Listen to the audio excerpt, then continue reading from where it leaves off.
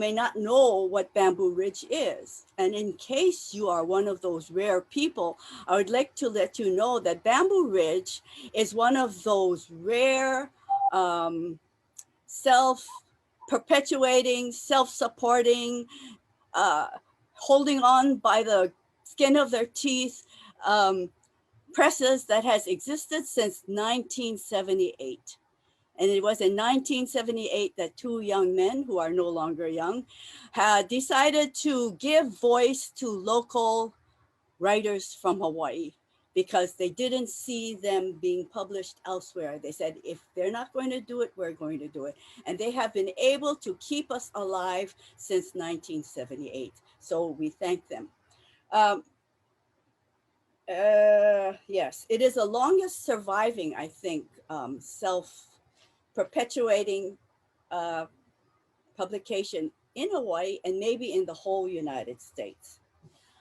It's my privilege today to introduce our readers, our writers, our poets, our writers from issue 118, which I hope you will order if you not already have ordered it. And our first reader is Sue Cowing. The first poem I'm going to read is called Our Plumeria.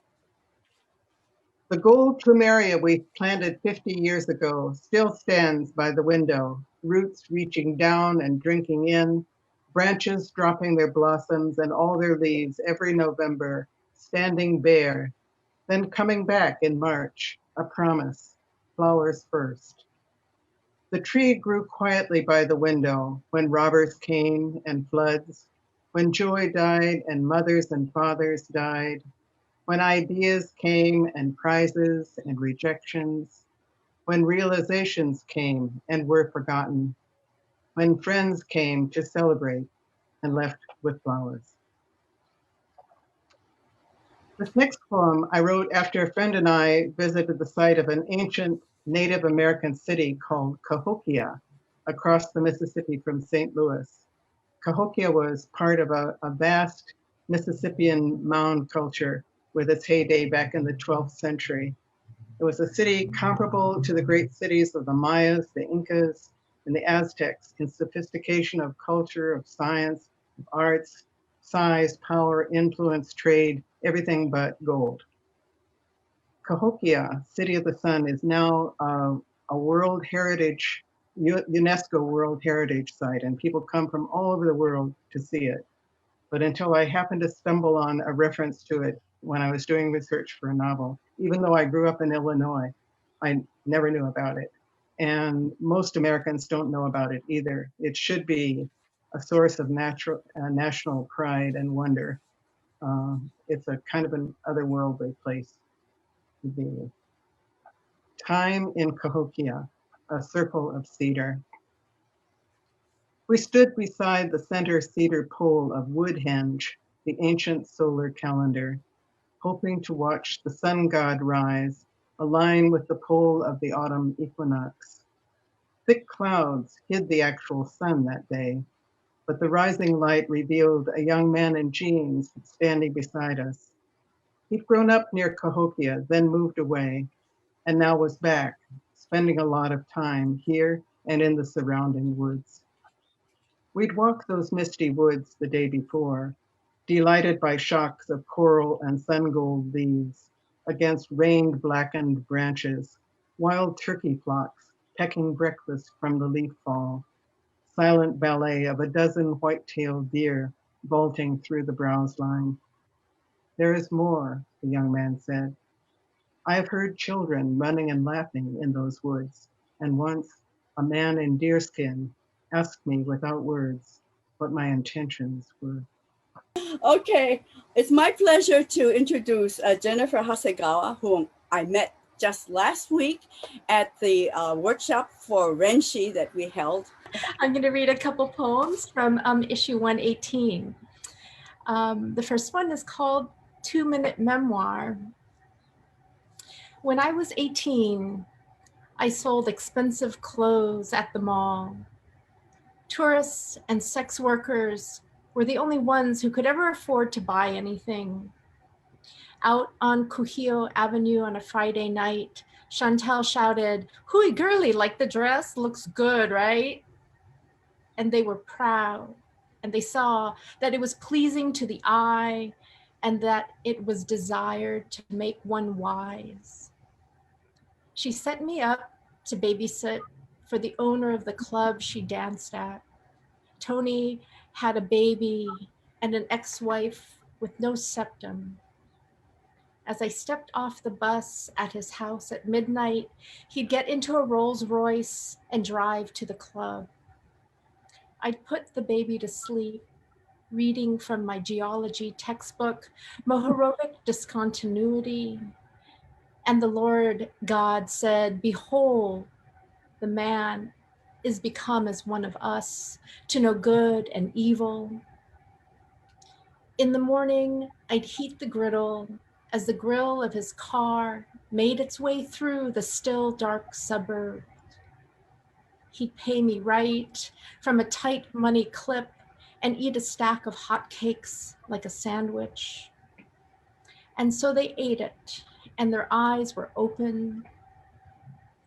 On his birthday night, he put on his suit and python boots and wandered around the house and passed out on his bed with one leg hanging off the side. And they made themselves garments of gold and lined them with the manes of lions. Those mice and their scissors and the lambs with their switchblades have cut the roars out of the beasts. Wake to a wavering tower of tongues.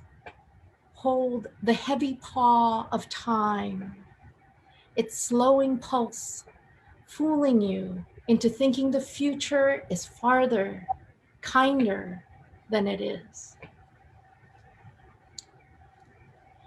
And I'll close with this poem. It's called Ode to Pepekeo Mill Camp. Grandma's house is held together by a dozen rusty nails and inhabited by colonies of wild cane.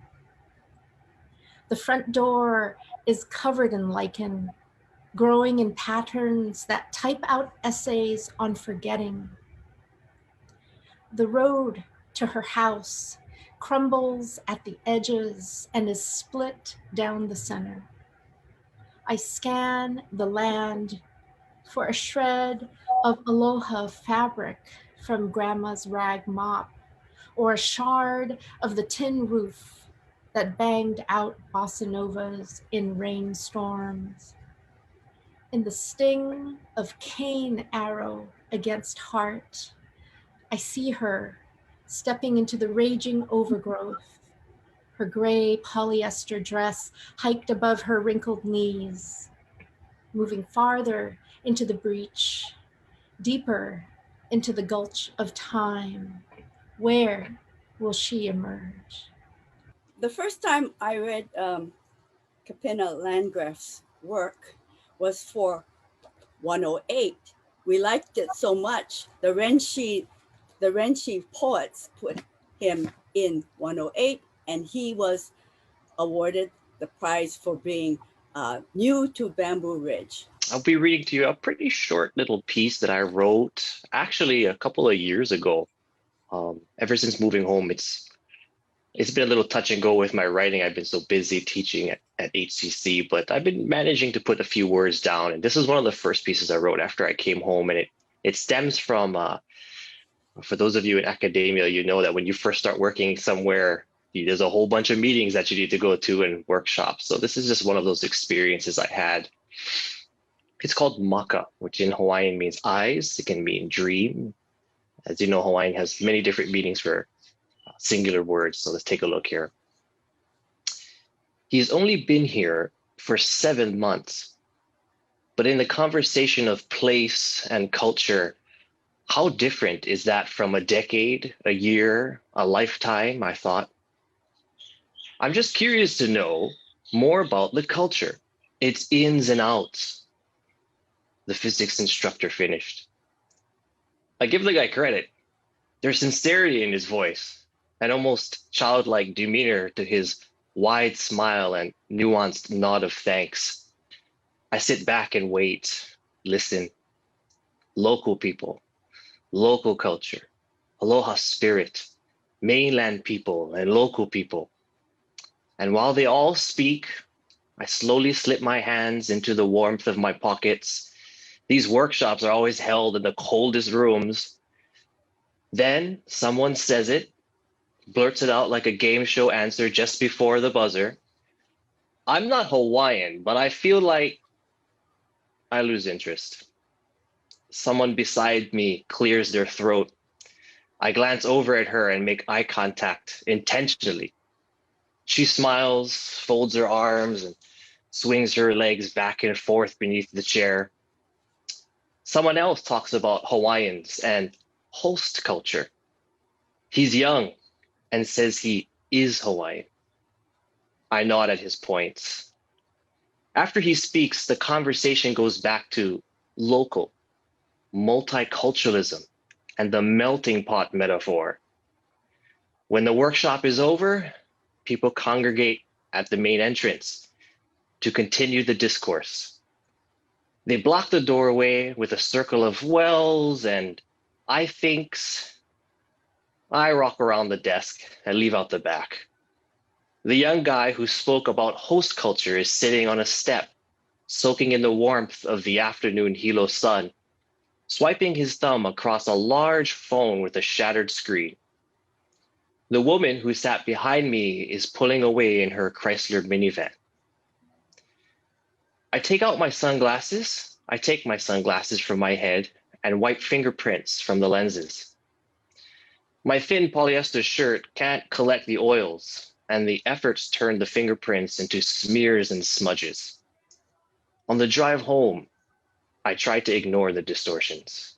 Tamara Moan was also in 108. And the Renshi poets and I continue to love her poetry.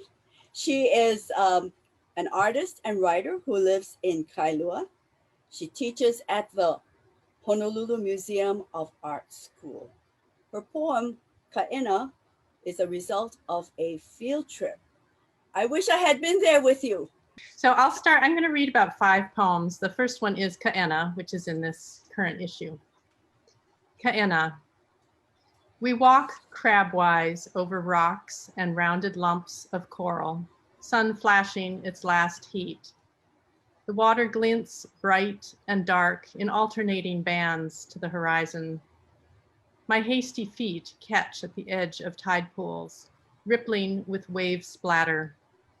Our line of field-tripping riders disperses, contracts, our stories shared in new combinations as cliff shoulders loom above us, greened by winter rain. At the rock where souls make their leap, I place our lei, ropes of maile, tea, and kukuna o kala, leaving their entwined stems to wither and disintegrate.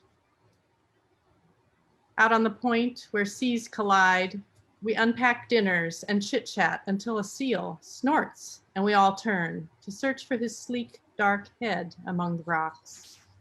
An apricot sky peeks from beneath a suspended anvil of dense gray cloud. In deepening dusk, we reassemble, turn back. We're not alone. Wheeling albatross and shearwater gulls shadow us, scores of them filling the air with movement. Awe slows our feet as darkness gathers. Velvety humid blackness accompanies us now as unsteady feet follow our tiny man-made lights. We own fewer words on this return journey, minds still overflowing with wings, with flight, with the leaping of souls.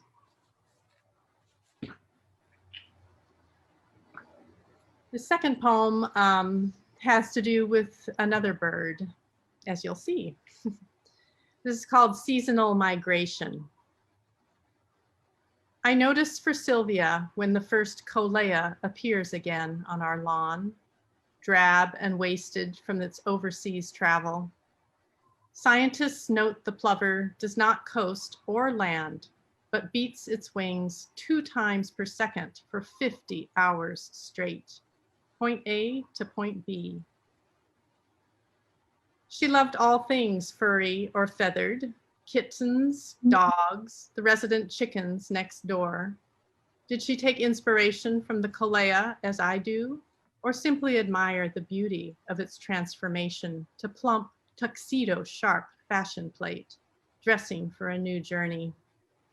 She was resilient as a bird, light-boned and smart, with wings for travel. Home nest steady since 1959. The kolea is nearly ready, April coming to May, its black chest crisply outlined in white. I note the date, though Sylvia is no longer here to field my report. Her wings lifted her away some time ago.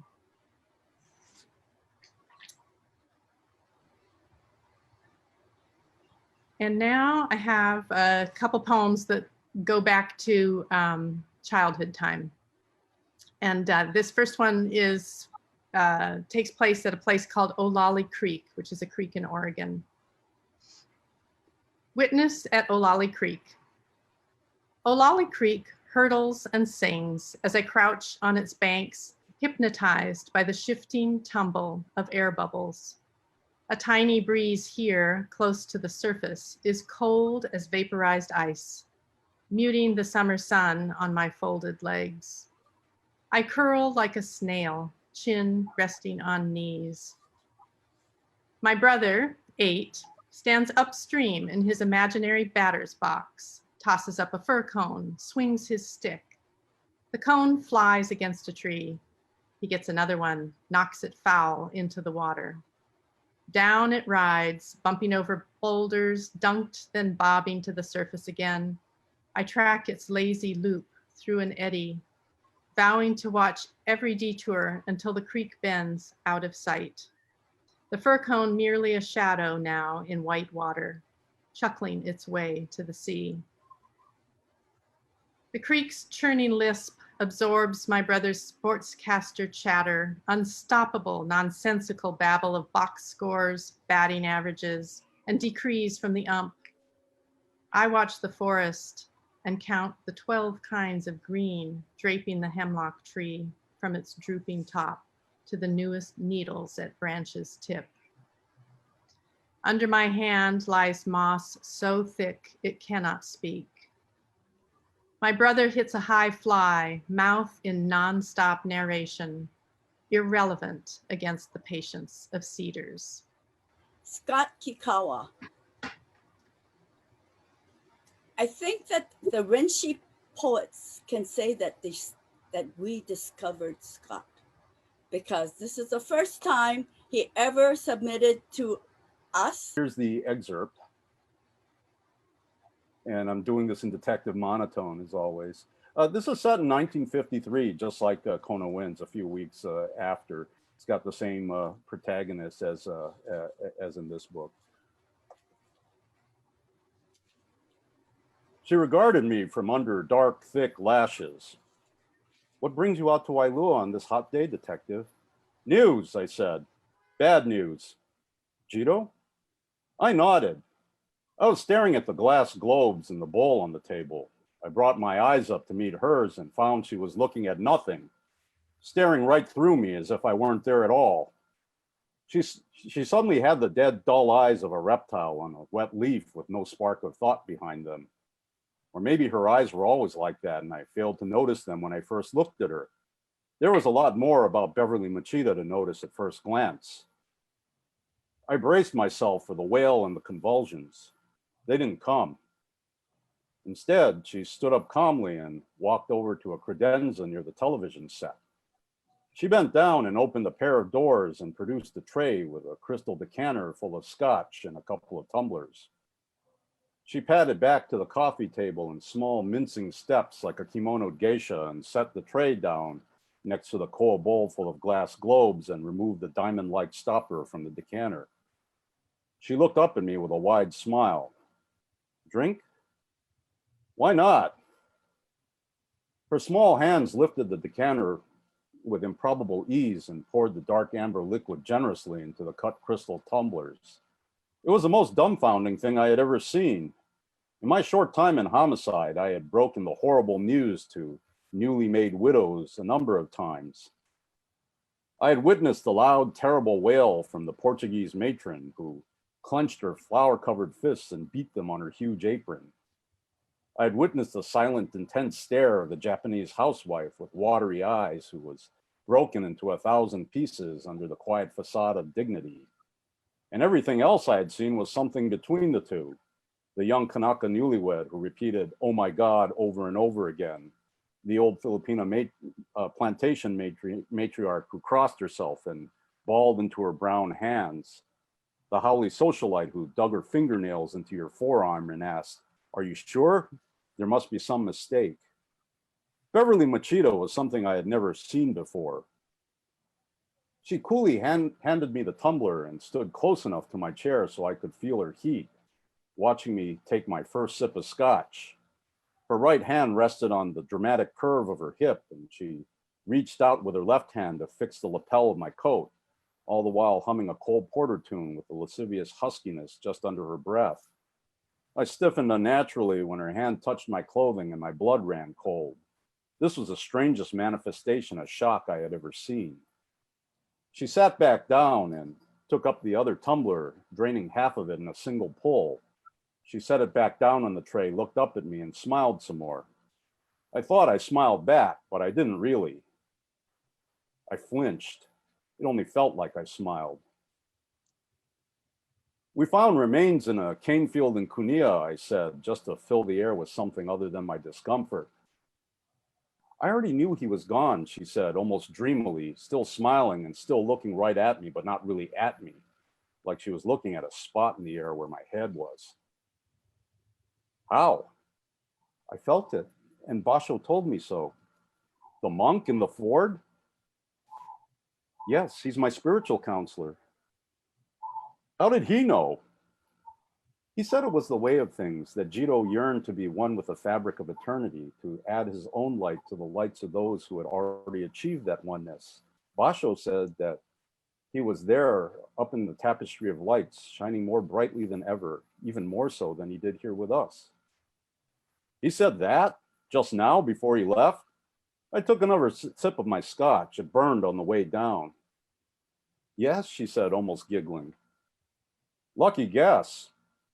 In our lives, there is no guessing, detective. There is only clarity in varying degrees." "Sure." I was beginning to feel like a drunken peasant watching a medieval passion play, admiring the pretty colors and the pretty noises paid for by his hard-earned coin, but completely missing the point.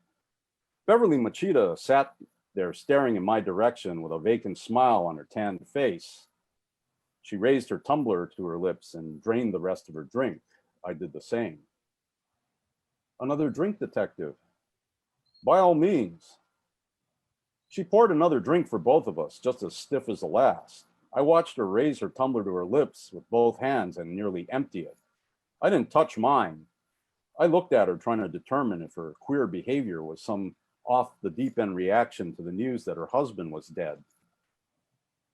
"I'm a homicide detective, Mrs. Machida," I said, trying to elicit a more normal reaction from the strange young widow. "Beverly." "Pardon me?" "Call me Beverly. Mrs. Machida is my mother-in-law." "I'm a homicide detective, Beverly." "It sounds like an interesting job." She continued to smile and pour herself another drink. At this, I lost it. "Interesting job. I'm not trying to small talk you into a date, Beverly. I'm trying to tell you that your husband was a victim of foul play, murder most foul. Someone hacked his body to bits and burned it and dumped it in a cane field.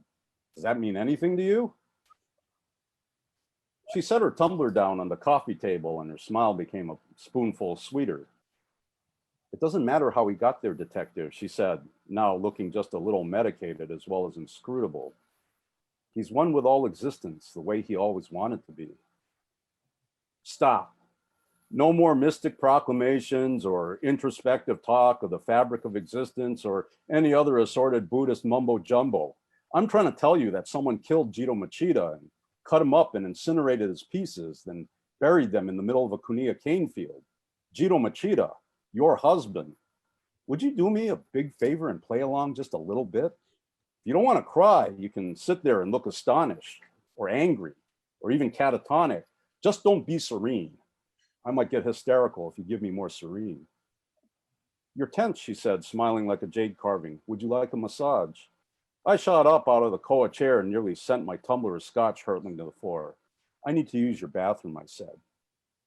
Okay, thank you so much, Jennifer, Kapena, Tamara, Scott, and Sue.